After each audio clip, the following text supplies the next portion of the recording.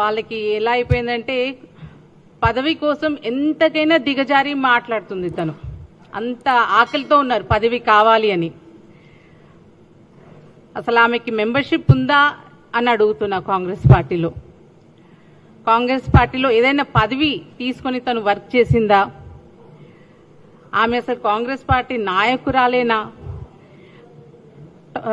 Congress ticket గురించి చెప్పడానికి ఆమెకి అర్హత ఏముంది? అసలు పొగరుబోతు మాటలు మాట్లాడడం, కళ్ళు నెత్తికెక్కి మాట్లాడుతుంది తను. అహంకారానికి హద్దు లేకుండా ఇష్టం వచ్చినట్టు మాట్లాడుతుంది ఆవిడ. అసలు నీకు రేవంత్ రెడ్డి గారి గురించి విమర్శించే అర్హత ఉందా? ఎంత ధైర్యం ఉంటే నువ్వు అలా మాట్లాడుతున్నావు? పరకాల నుంచి పోటీ చేస్తానంటున్నావు. నిన్నెవరు వద్దనట్లేదు. ఇండిపెండెంట్గా నువ్వు పోటీ చేసుకో. మా తరఫున ఎవరు రిక్వెస్ట్ చేయట్లేదు. మా పార్టీ నుంచి పోటీ చేయమని ఎవరు రిక్వెస్ట్ చేయట్లేదు. ఇండిపెండెంట్గా చేస్తే చేసుకో. కానీ కాంగ్రెస్ జెండా కానీ రాహుల్ గాంధీ గారు, సోనియా గాంధీ గారు ఫోటోలు మటుకు ఎందుకు పెట్టుకుని తిరుగుతున్నావు? మరి అంత మాత్రాన నువ్వు మా గురించి మాట్లాడేటప్పుడు మా ఫోటోస్ పెట్టుకుని మీరు తిరగొద్దు. కాంగ్రెస్ పార్టీని రిజంబులే చేయొద్దు. అలాగే ప్రజెంట్ అక్కడ ఉన్న ఎమ్మెల్యే గారి గురించి ఇష్టం వచ్చినట్టు మాట్లాడుతున్నావు. ఆయన ఎగ్జిస్టింగ్ ఎమ్మెల్యే. అది కాకుండా ముఖ్యంగా ఆయన ప్రజల్లో ఉండే మనిషి, ప్రజలతో ఎప్పుడు ఉండే మనిషి. కాబట్టి రేవంత్ రెడ్డి గారు మద్దతు ఇచ్చారు ఆయనకి. నువ్వేం చేసావు? ఎప్పుడు చూసినా ఒక ఆపోజిషన్ వాళ్ళకి సపోర్టింగ్లీ మాట్లాడావు తప్పితే పార్టీకి ఫేవరబుల్గా ఎప్పుడు పని చేయలేదు, మాట్లాడలేదు. రేవూరి ప్రకాష్ రెడ్డి గారు పెద్ద మనిషి కాబట్టి రేవంత్ రెడ్డి గారు మద్దతు ఇస్తూ ఆయనకే సపోర్ట్ చేస్తున్నారు.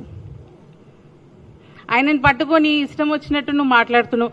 ఎగ్జిస్టింగ్ ఎమ్మెల్యే ఉన్న కాన్స్టిట్యున్సీ వెళ్ళి నేనే ఎమ్మెల్యే, నేనే టికెట్ తెచ్చుకుంటాను, ఇండిపెండెంట్గా ఫైట్ చేస్తాను అని ఇష్టం వచ్చినట్టు మాట్లాడుతున్నావు. అసలు నీకు అంత ధైర్యం ఎవరిచ్చారమ్మా? అలా మాట్లాడే రైట్స్ ఎక్కడున్నాయి నీకు? నీకెవరైనా పరకల రాసిచ్చారా? కుటుంబంలో ఫ్యామిలీ పాలిటిక్స్ వద్దనే పబ్లిక్ బీఆర్ఎస్ ని ఓడించి కాంగ్రెస్ పార్టీని తీసుకొచ్చారు. కాంగ్రెస్ పార్టీ ఎప్పుడూ కూడా ప్రజలతో, అలాగే ఎగ్జిస్టింగ్ నాయకులు ఎవరైతే కాంగ్రెస్ పార్టీకి లాయల్ గా ఉండే నాయకులకి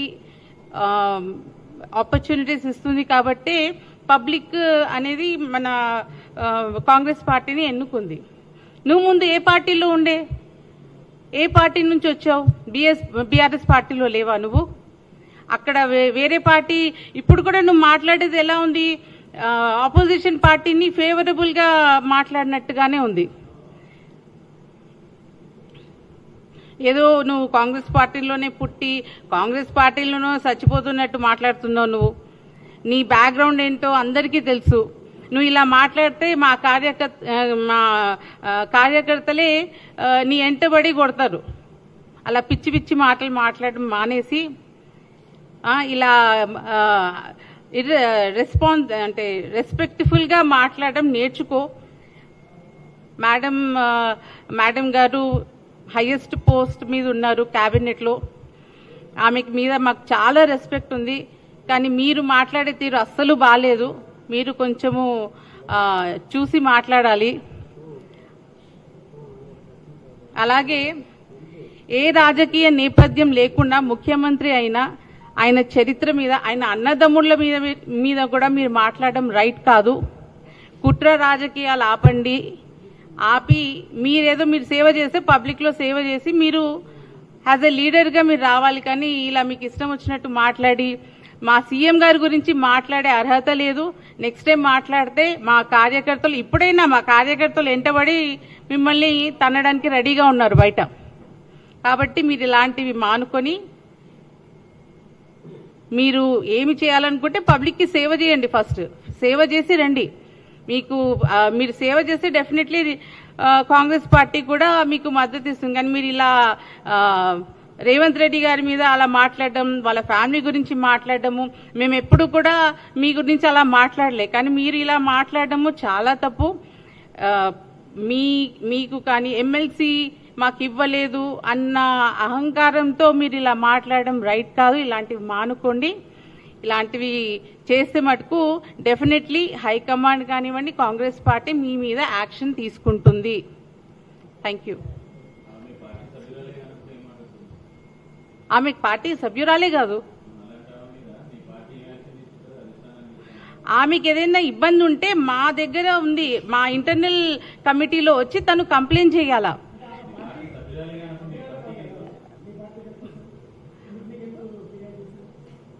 ఆమెకి ఇష్యూస్ ఇప్పుడు తను మళ్ళీ ఎందుకు మా ఫోటోలు పెట్టుకుని మా సింబల్స్ పెట్టుకుని తిరుగుతుంది? మరి ఫోటోలు పెట్టుకుని వాళ్ళ ఫ్యామిలీ నుంచి వచ్చినట్టు మాట్లాడుతుంది ఆవిడ.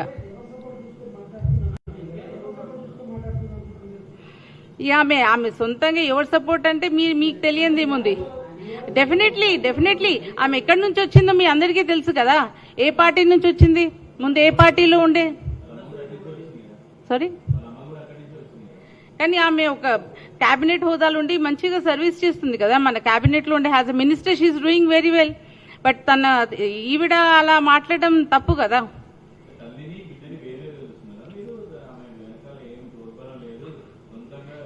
Yes, she's doing independently. She speaking. ఇది మొదటిసారి కదా, ముందు చాలా సందర్భాల్లో అలాగే మాట్లాడింది. ప్రతిసారి మేము ఊరుకున్నాము, బట్ ఈసారి మటుకు మేము ఊరుకోము. మళ్ళీ ఇలాంటి మాటలు ఆల్రెడీ మా కార్యకర్తలు చాలా కోపంలో ఉన్నారు. ఆవిడ ఎక్కడ కనబడితే అక్కడ తన్నడానికి రెడీగా ఉన్నారు.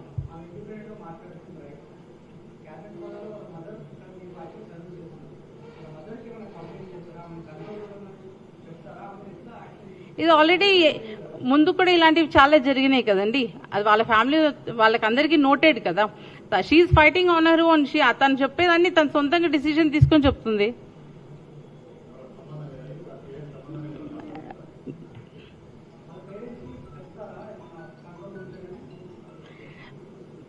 తను చిన్న అమ్మాయి కాదండి, స్కూల్ పోతలేదు కదా. She's a mature lady. She must ఏది మాట్లాడినా, ఎవరు మాట్లాడినా హద్దులో ఉండి మాట్లాడాలా.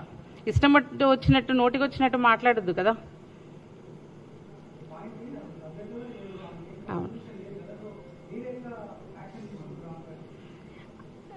యాక్షన్ అంటే మేము ఇప్పుడు ఆల్రెడీ తన మీద మా ఎవరైతే లోకల్ లీడర్స్ ఉన్నారో ఆల్రెడీ వాళ్ళు కోపంలో ఉండి ఆమె ఎక్కడ కనబడితే ఏం చేస్తారో తెలీదు. యాక్షన్ తీసుకోవడానికి అట్లేం లేదండి. ఆమె గురించి మాట్లాడాల్సిన అవసరం కూడా మాకు వచ్చింది. It's unfortunate that we're speaking about her. అసలు మాకు ఆమె గురించి మాట్లాడాల్సిన అవసరం కూడా లేదు. Because she is nothing in our party.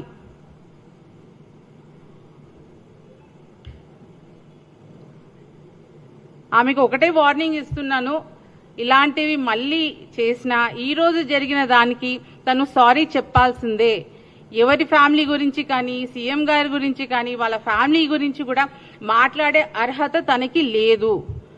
తనకి ఎంత పొగరు అంటే కళ్ళు నెత్తిన వచ్చేసే ఆవిడకి. She speaking rubbish.